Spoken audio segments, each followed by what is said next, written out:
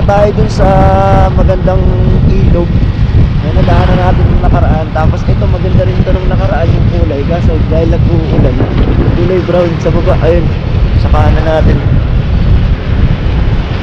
Ito yung isang magandang part na to papunta ng Ambuklaw. Ayun,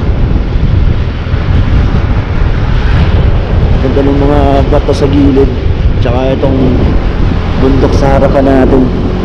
Ito na tayo. Umulan umaraw, tuloy ang biyahe. Muli nating libutin ang mga kabundukan sa Cordillera.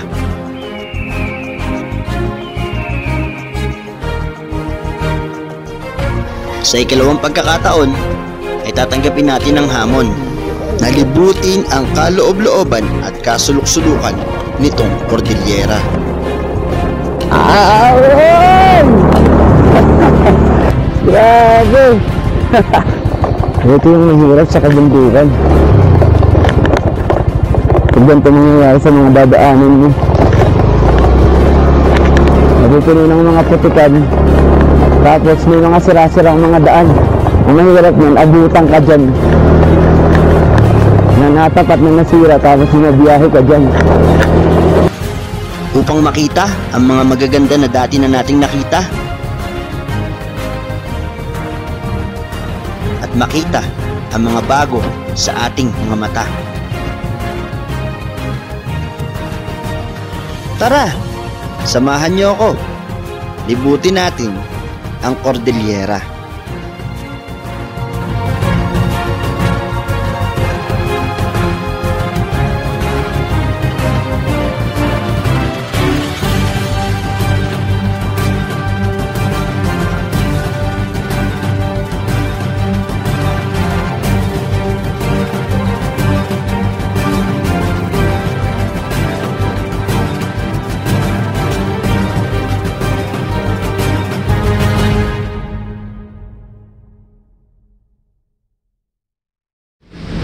Okay, so andito na kami sa may Ridge Hotel.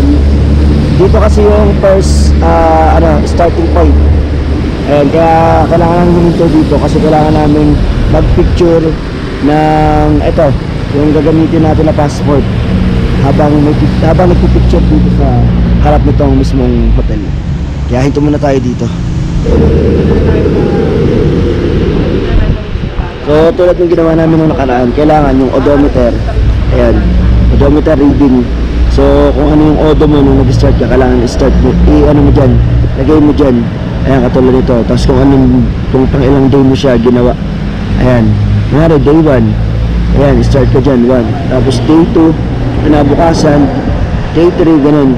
Kung saan siya nakasamang day. So katulad lang din ng dati.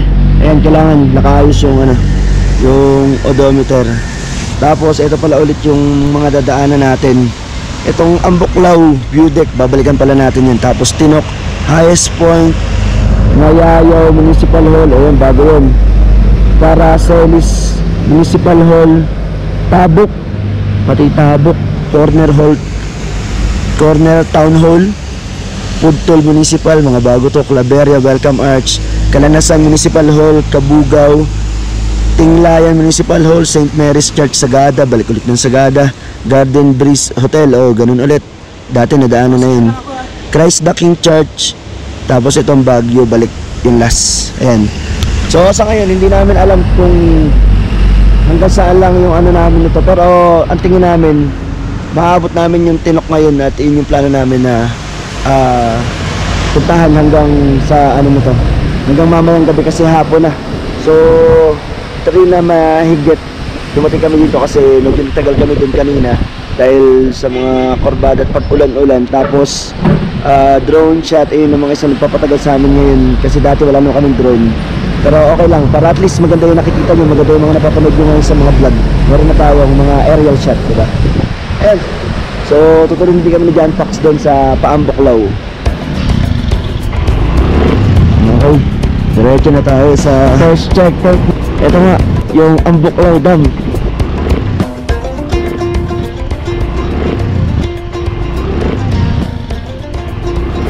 So mga 1 hour mahigit yung biyahe mula dito. Nasa 50 kilometers yung tatakbuhin natin ngayon para mapuntahan yun. Yun nga lang, ang oras natin is alas 3 na mahigit. Kaya mga 4, magpa 5 or 5 yung dapat na natin doon. So medyo paggabi na rin yun para sa ating first checkpoint. Pero okay lang, importante matapos namin yung first checkpoint na to, or hanggang maka second checkpoint man lang ngayon.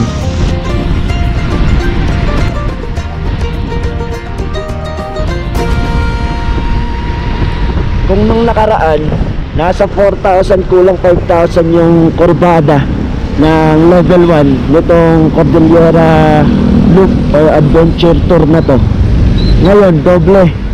Kulang 9,000 naman yung kurbada ngayon para sa level 2 na to. So habang tumatagal, habang tumataas yung level, mas mahirap ng pahirap itong nagiging daan, tsaka dumadami lalo yung kurbada na dadaanan. Yung level 3, hindi pa namin sure kung kakayanin namin yung level 3, kung kaya ng motor. Pero pag kinaya, tuloy kami, baka mag level 3 pa kami. Pero pag hindi na, wala na talaga, hanggang level 2 lang kaya. So titingnan namin ni John Pax. Grabe yung kapal ng hamog. Ayun o, wala na makita dito sa gilid, sa kanan. Kaya sa harap, ilalaman mo na naman tayo ng hamog dito. Ang sarap lang, ang lamig. Grabe.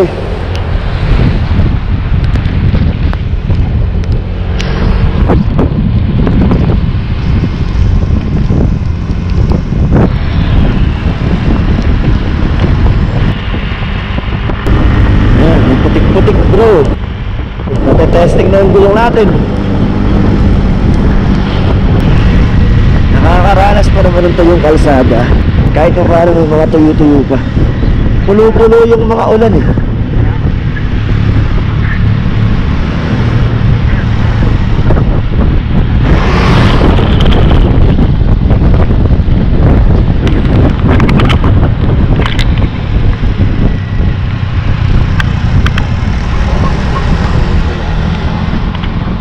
Okay, so andito na kami sa may barangay Ambuklaw na rin tong part na to. Mga 20 minutes na lang andun na kami sa Ambuklaw Dam. Pero dadaan na kami dito para kumain. Dahil para mamaya, kung sakaling nasa Ambuklaw kami, kasi 5 na mahigit, pahapunan na rin. Kung wala man kami madaanan dun, at least nakakain na kami dito. Tapos, baon na lang siguro kami ng iba pang mga pwedeng kainin mamaya para in case na magutom. Dahil maaga tayong naghapunan ngayon dito. So kain na kami dito ni John Pax saglit. Tapos diretso na tayo Ambuklaw ulit. Baka nainitan ka pa sa ice cream.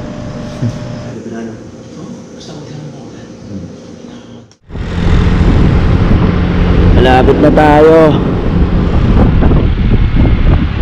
Anong bridge yan? Adunot Bridge. Ayan, yun pala yung magandang ano na to, parang sa Bungabon, no? Konti lang yung tubig.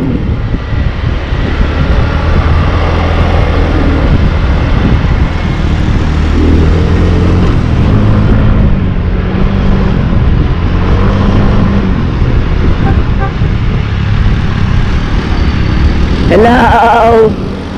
Hi!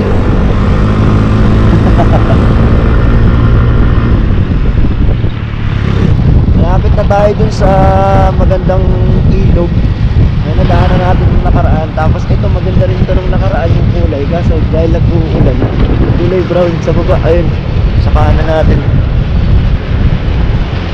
Ito yung isang magandang part na to, papunta ng Ambuklaw. Ayun, no?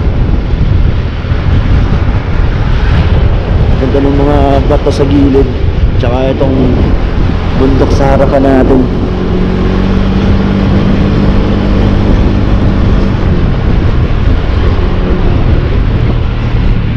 Madumi, kulay brown dahil sa ulan. So parang ano, green brown. Pero okay lang yan. Pag umuulan lang naman yung ganyan. Lahat naman ng ilog, pag umuulan ganyan yung kulay.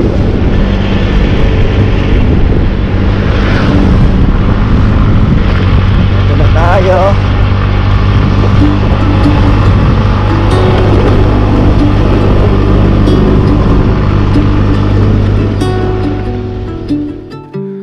In the depths of silence, where echoes remain, You were the sunrise, and I was the rain. A collision of souls, opposing in flight. I was the darkness, you yearned for the light.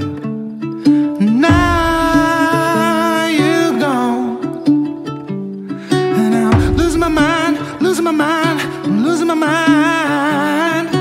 Now you're gone. Why did you cut me up, bring me out, and leave me high and dry?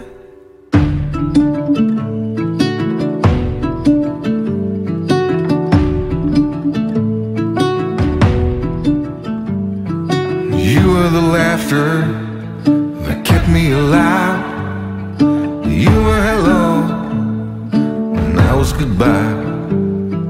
An ember that flickered, that faded away. You were the summer, I was that same old shit in me. Now you're gone, and I'm losing my mind, losing my mind, losing my mind. Now you're gone. Why did you cut me up, bring me out, and leave me high and dry?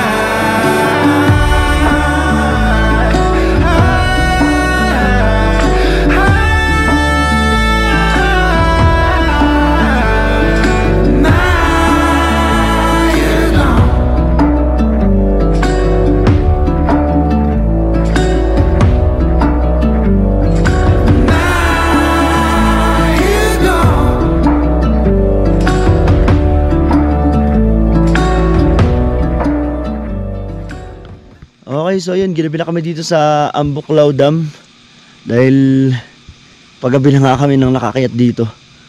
So yun, at least nakabalik na tayo ulit dito kasi kasama talaga to sa checkpoint ulit ngayon dito sa level 2 ng Cordillera Loop Adventure Tour na to.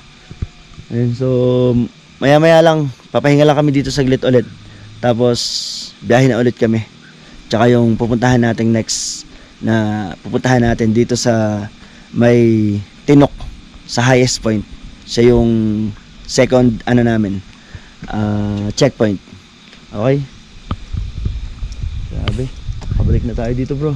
At least gabi naman ngayon. Oo, ibang experience naman ngayon gabi. Gusto mo mag-slide? Dito pwede? Ano? Longest slide? Balo slide. Slide daw. Pababa. Yung parang ano nito, ano yung parang office at kuryente, no? Dun. Power plant. Oo, sa baba, no? Kaya lang madilim na yung camera ko. Doon bro, yung ano mo, nalabas sa ano mo. Shokoy. Sigat sila sa baba. Pagka kailangan sila dito. Hindi na kita sa camera ko.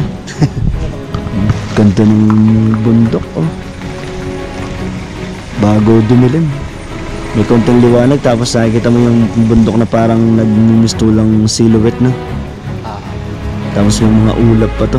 Tingin ang Ganda, oh. No?